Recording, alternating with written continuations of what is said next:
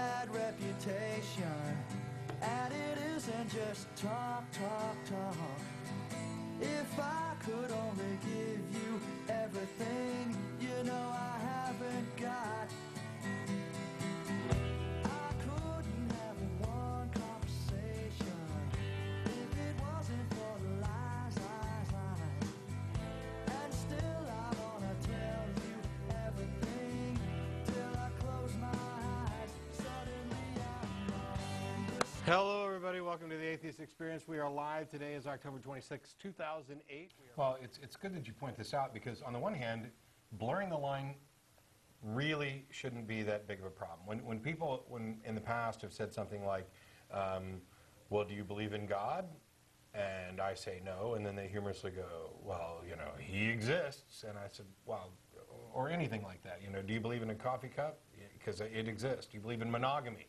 Monogamy exists. It's kind of sad that we have to delineate. When somebody says, I believe in monogamy, the phrase believe in should take on a connotation about the efficacy of. Right. And instead you should use the phrase believe that, as in I believe that monogamy Right. is a system type thing. And the fact that we have to make these distinctions is kind of silly, and the real only reason we do is that people are blurring the lines. Right. Because they'll say, I believe the Bible, Right. or I believe in the Bible, Right. and you would normally take that to mean that they believe that the Bible is correct and accurate and a moral guide, and then when you question them about specific Right. aspects, oh, well, I don't believe that. Well, but there's also sort of a problem, and I think it's what I'm thinking of as equivocation, where if we're talking about their belief that it's morally correct, and they're switching back and forth to factually correct, they're sort of addressing two different arguments.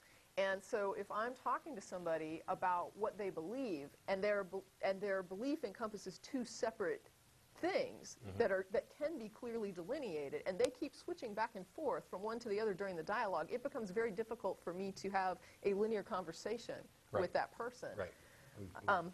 Changed frames. Right. So let's see, where did I stop? I'm seeing people blur that line in discussions about the Bible, and these two concepts should not be lumped together. The Christian literalist must assert both, number one and number two, that it's factually correct and that they accept it morally. But I'm seeing more and more, some of them are willing to do this, but some of them aren't. There are some literalists who are saying, I believe the Bible, but who aren't able to justify the morality put forward in the Bible, and who are conflicted by the moral examples and instructions from the model of God put forward in the Bible. Most literalists or fundamentalists seem very solid on number one, the Bible is factually correct. But if you get into details about the moral examples and teachings, they begin to get murky with regard to number two, and sometimes have a lot of difficulty defending what they claim is their belief.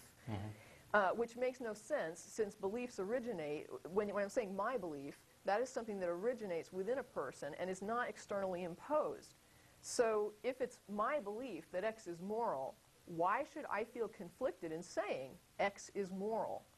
It boils down to a conflict that goes something like this. Number one, everything the Bible teaches is factually correct. Number two, the Bible teaches God is moral. Number three, if the Bible teaches that God instructs something is moral that I would normally consider immoral, I must be wrong. I've begun to notice that even though a Christian may assert number three, that the Bible must be moral and I must be wrong if I disagree with it, the internal moral judgment within them that disagrees does not magically go away. Right. And I have most recently seen this expressed as, quote, conflict and, quote, discomfort. So we have a situation where I'm saying, to go back to the example, that I am intellectually telling myself my partner is faithful, but internally I feel conflicted. If I really believe my partner is faithful, however, there should be no conflict. It appears that my intellectual recognition of the situation as being my partner is faithful has not actually concurred with my belief that I don't trust my partner. In other words, I'm willing to move forward acting as though my partner is faithful and deny my own belief that my partner is not trustworthy. Or that you're uncertain about whether. Right. But I mean, if I'm uncertain that you're trustworthy, then I don't believe you're Then trustworthy. yes. Okay. But there's a difference between not believing that they're trustworthy and believing that they're not trustworthy. Correct. And yeah, absolutely. And it's the same thing as not believing that there is a God and believing that there are no gods. There is I mean, it's Right. If I'm draw it out on unsure, paper and if I'm logical symbols. if I'm unsure about my spouse's fidelity, then I cannot say I believe they're faithful. But that doesn't mean I believe they're cheating. It just simply means I don't believe Right. either because I don't know what's going on and I'm not sure.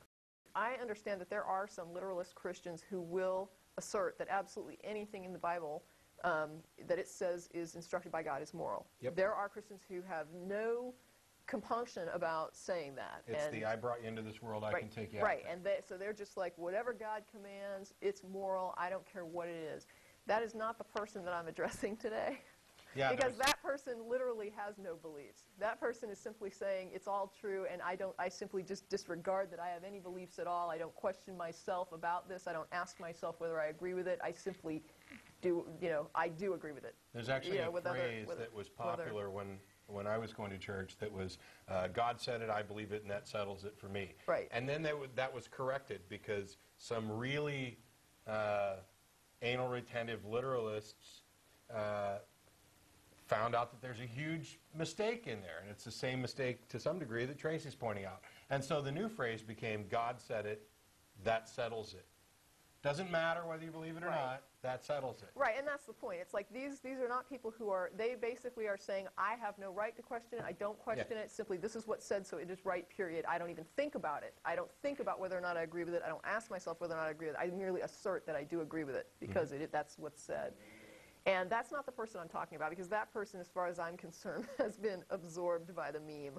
I mean, they're not thinking anymore. They have just simply turned themselves over to a blind doctrine. They're not going to question this. They'll acknowledge they're not questioning it, that it is just dictated. And you're part of the Christian Borg. Right, and that person, to be fair, is actually consistent. And when they say that they believe the Bible, they believe it's factually correct and morally correct. However, their statement is that it's morally correct based on blind faith, because they will not use personal moral judgment. So they have no basis upon which to assert the teachings are actually moral. They simply accept the claim that they are moral without question, which is two different things. For the person who has a sense of moral judgment, that hasn't been utterly destroyed yet by religious indoctrination. Issues like, should I murder an entire race worth of infants because I'm at war with another nation, can be problematic. So if you're struggling with these types of moral questions, then you understand the dilemma.